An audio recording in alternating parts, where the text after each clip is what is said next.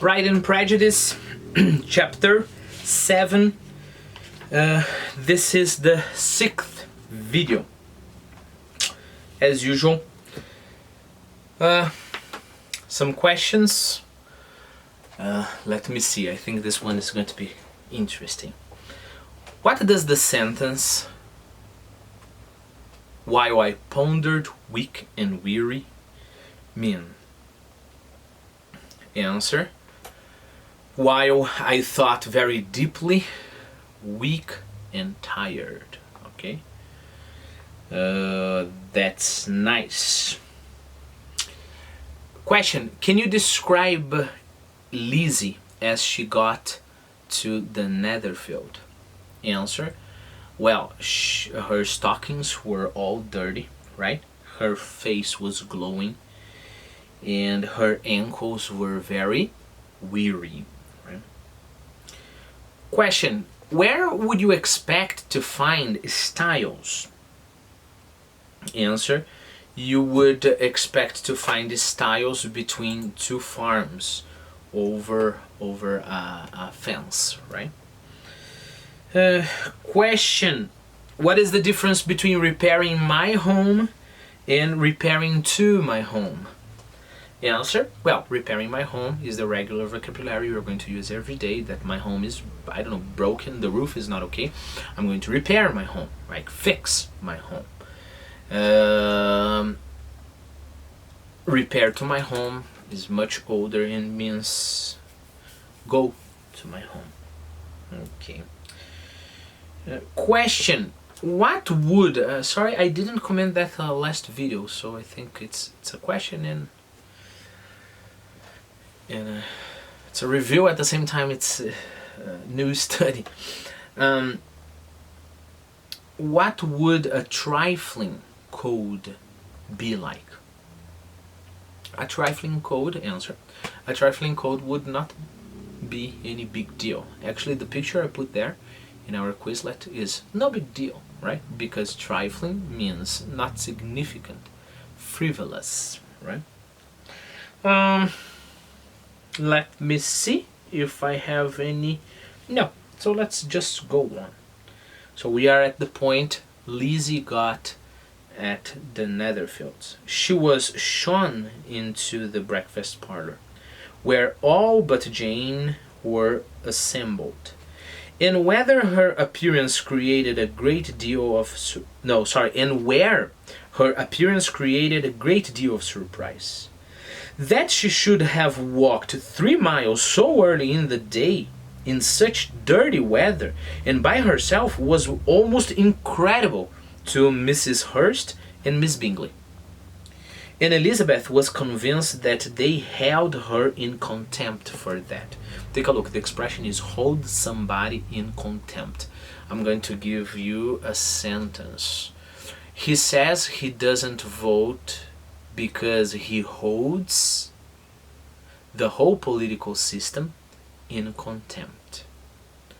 So take a look. To regard someone or something with disdain or disrespect. Look down on is a very nice way to say that. I put a very nice picture of Simon. You know Simon from America Has Got Talent. I think it's the name of the program. He is holding somebody in contempt, right? Probably it's a horrible singer by the way he is looking at the person. Okay. So one more. Let me reread the sentence I have just told you. He says he doesn't vote because he holds the whole political system in contempt. She has held her father in contempt ever since he refused to give his blessing to her marriage. Elizabeth was convinced that they held her in contempt for walking, so much in the morning, dirty weather, etc. She was received, however, very politely by them, and in their brother's manners there was something better than politeness. There was good humour and kindness.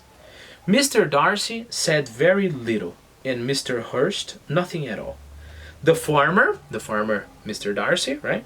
The farmer was divided between admiration of her brilliancy, which exercise had given to her completion.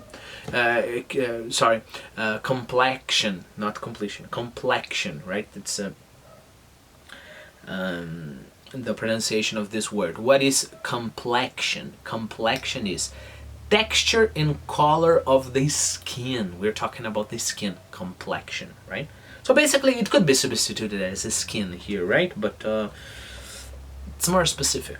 So Mr. Darcy was divided between admiration of the brilliancy which exercise had given to her complexion and doubt as to the occasions justifying her coming so far alone. The latter, Mr. Hurst, was thinking only of his breakfast.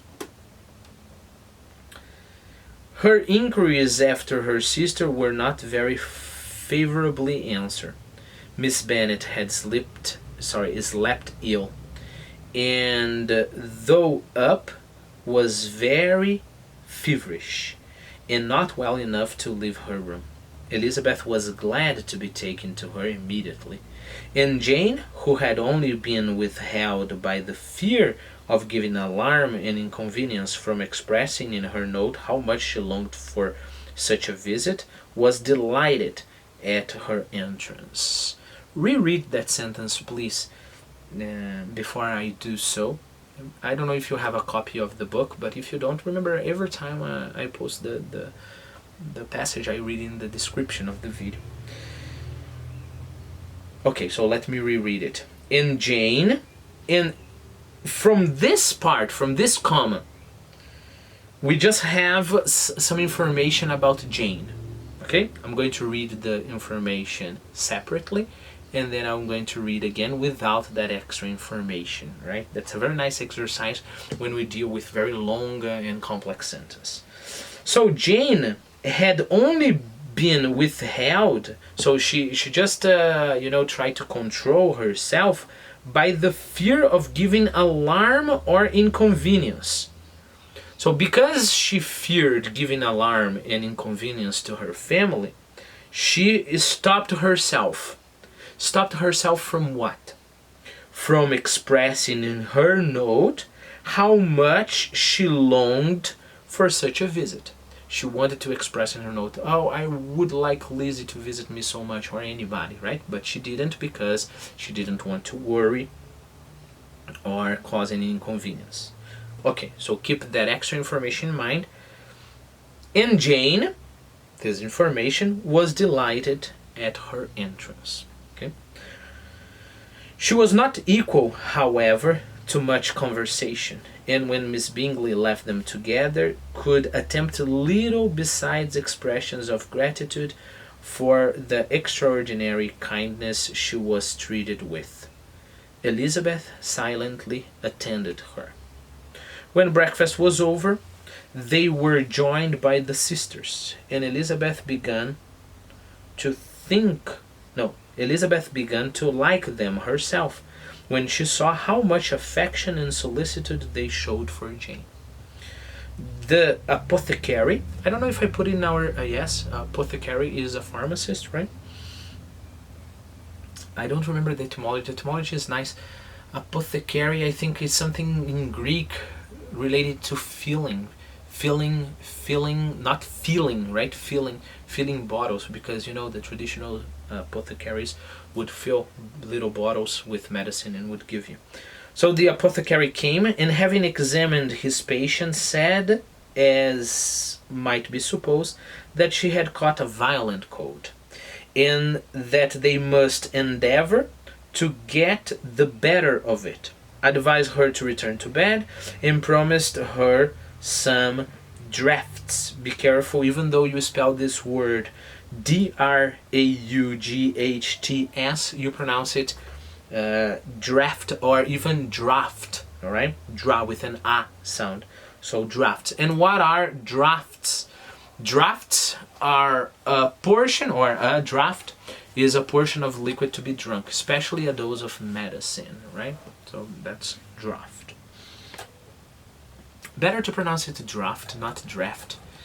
Because draft can mean other things, you know, like a wind, or when the army calls a person and they have to go to the army, that's the draft, you know, and a lot of others. So draft is better.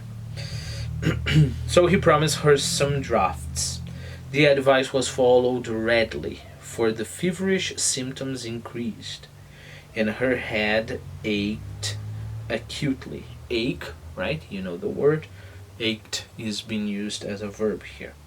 Elizabeth did not quit her room for a moment, nor were the other ladies often absent. The gentlemen being out, they had in fact nothing to do elsewhere. When the clock struck 3, Elizabeth felt that she must go, and very unwillingly said so. Miss Bingley offered her the carriage, and she only wanted a little pressing to accept it. Okay, so of course when people offer you at first you say no, I don't need it, and you expect people to insist a little and say okay. When Jane, she only wanted a little pressing to accept it when Jane testified such concern in parting with her, that Miss Bingley was obliged to convert the offer of the chaise, the carriage, to the invitation to remain at Netherfield for the present. Elizabeth most thankfully consented, and a servant was dispatched to Longbourn to acquaint the family with her stay and bring back a supply of clothes. Remember that acquaint, nowadays you may have some friends and you may have some acquaintances, right? Your acquaintances are people that you know, they're not your friends, right? And then you can acquaint somebody. When you acquaint somebody, you meet a person, you get to know the person a little bit, right? But originally the verb acquaint would just mean to inform, to tell, to give information. So I have the sentence here, for example, please acquaint us with your plans, right? And in our book here, this servant was dispatched to Longbourn to acquaint the family, to inform the family with her stay and bring back a supply of clothes.